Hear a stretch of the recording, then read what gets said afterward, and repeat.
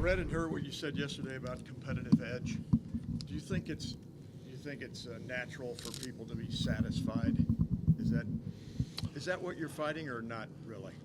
Well, I think it's a human instinct to be satisfied, not just in sport but in general. I mean, everybody wants to feel good about themselves. Everybody wants to feel that they've accomplished what they needed to. That's something that we're going to find out pretty quickly here.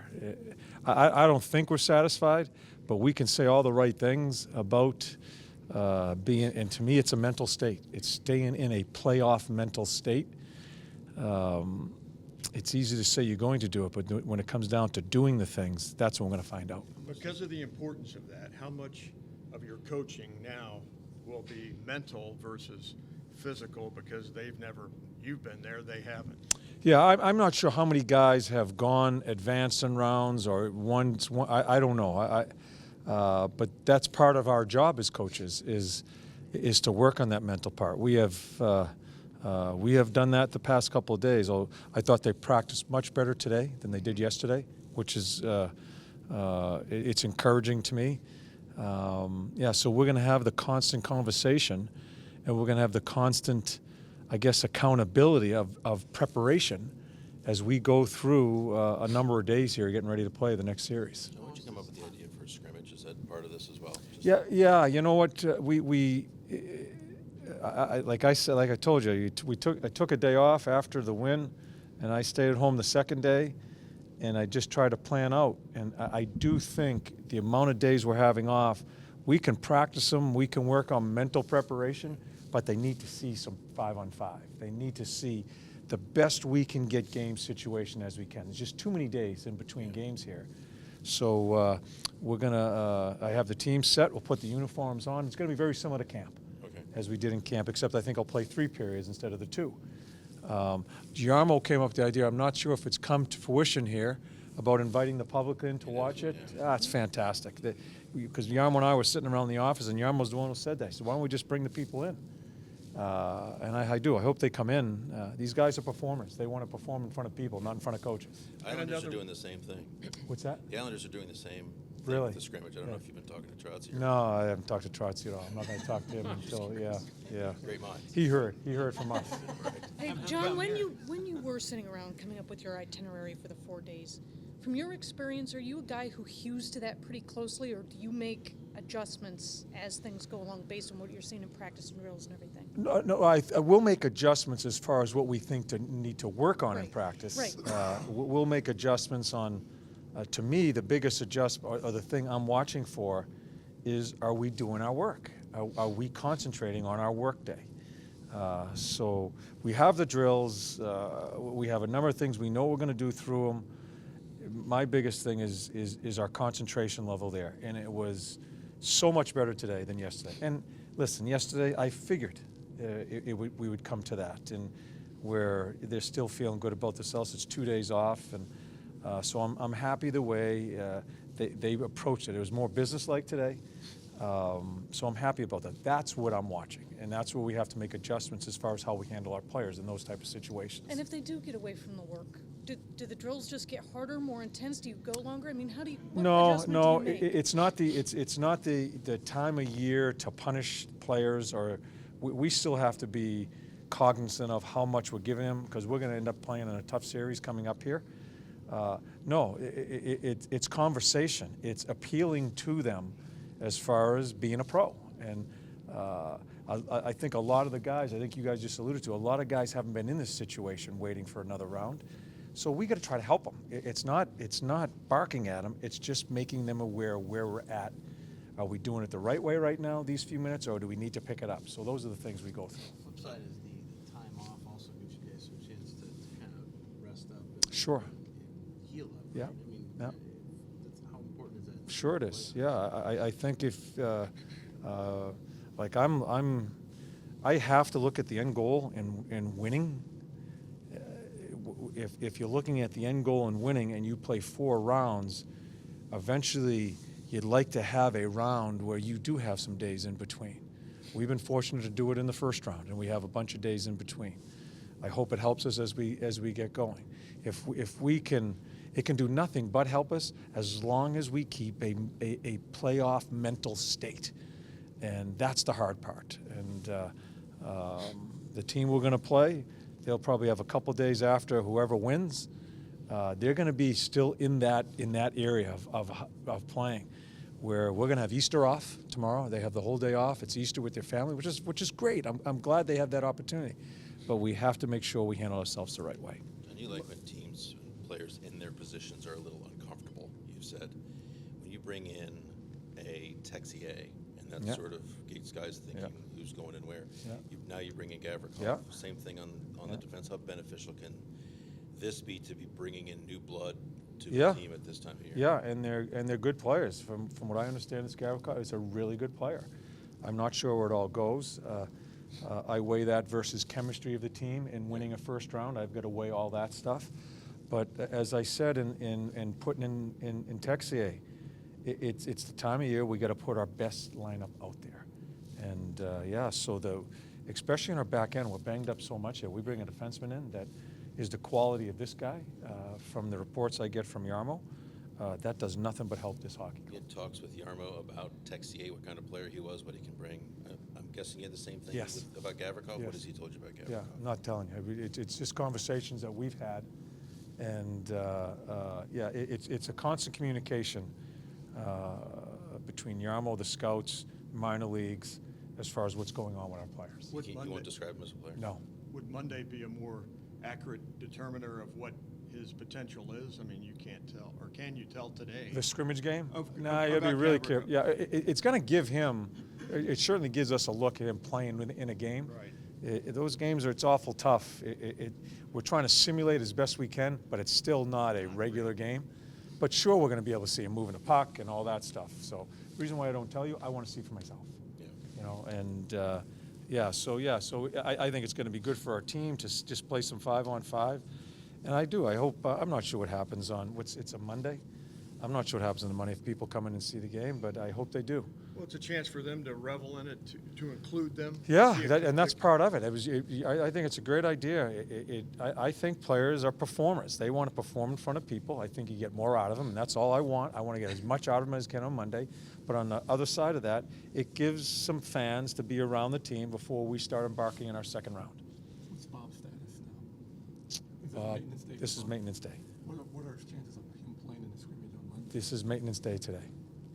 He's doing as well. Maintenance day. Yep. How close are you watching the rest of the playoffs at all? Well, I'm watching the series that I don't watch the other games. I'm just watching the Bruins in Toronto because that's our next step. One of those teams, but the other games I haven't. They're on too late, first of all, and so I've been watching Boston, Toronto. Clearly aware, though, that the Calgary lost, so it's two top seeds going down. It's kind of weird. I mean, the playoffs are always unpredictable, I guess. But Yeah. does it seem like this one is even more so, maybe? Or? I don't know. I'm the only thing when I think of Calgary losing, and certainly not disrespecting that team. Billy Peters is a great coach. They have a great season. But I kind of pull for Bedsy and Prater. Come from our organization, and they've been grinding, and a little closer there. You pull for certain guys. I'm happy for them. I'm not too involved in any of it, quite honestly. We're just geared about our team. What's been the importance of Kincaid coming to this team? Not only now with Bob being out for a few days to have a veteran in there, but during the end of the season, were you able to give Bob some game days off? Yeah. When we first because I don't think I've really had three goalies that I can't remember, but when I thought it was going to be a little crowded, and I left it up to Manny to make sure he takes care of the goalies and how they get their practice time. But it really proved beneficial to us in getting Bob completely away. So in a unique situation, I think it worked out really well. And I'll tell you, the Kincaid, and I feel terrible. He hasn't played a second. I was very honest with him right from the get-go, but he has handled himself so well. Great guy. I guess I know Jarmo showed me a few Twitter things that he does. I guess he's an animal when it comes to that. And, so he's good to have around the team. Have you ever used an emoji, John? Who? Have you ever used an emoji like he uses those characters? You know what I'm talking No, about? I have no idea what you're talking about. No. Serious question. A guy like Kincaid, Wenberg, whoever may lose a spot if Gavrikov comes into the lineup. It's a very black and white issue to you. Who's who's the better player, who gives this team the best chance to win. But do you feel for those guys at all to be in this situation, to be so close and not to be able to take part? Oh God, yeah. No. This is a I think a little bit different situation because the hockey team just wins around, Yeah. and went through some injuries, wins around.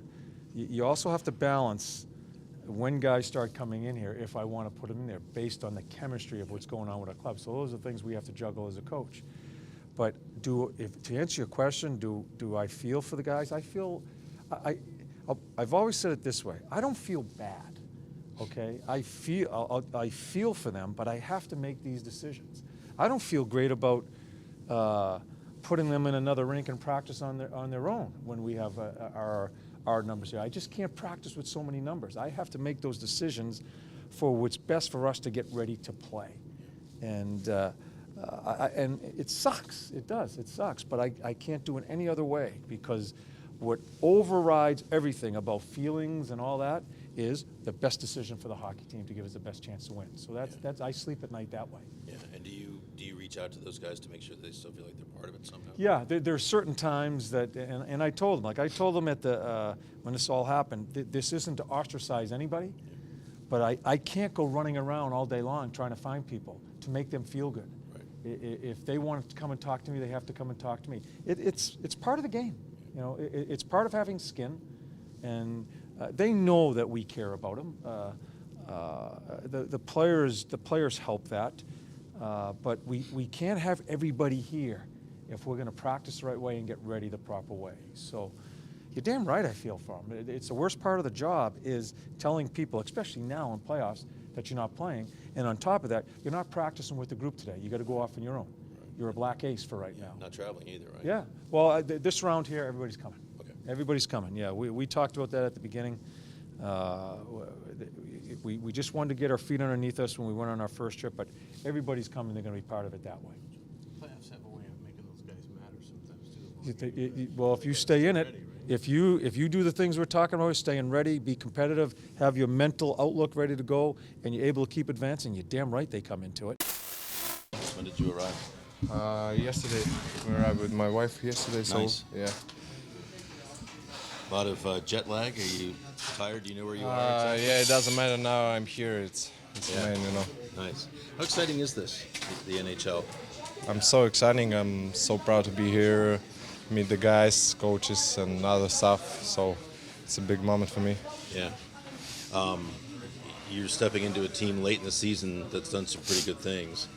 Just what is that like to sort of step on a moving bus already, if you know what I mean?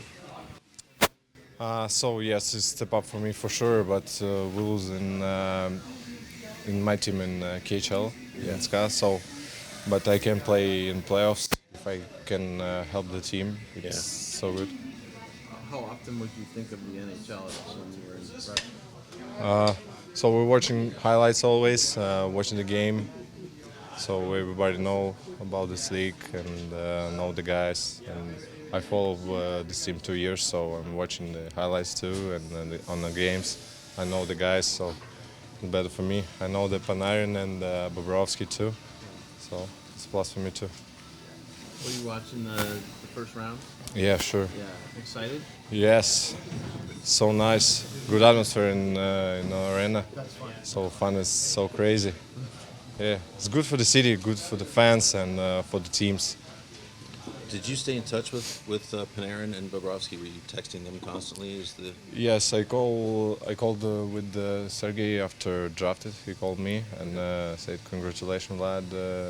See you next year." So and after signing contracts here, I talked with Panarin and text him.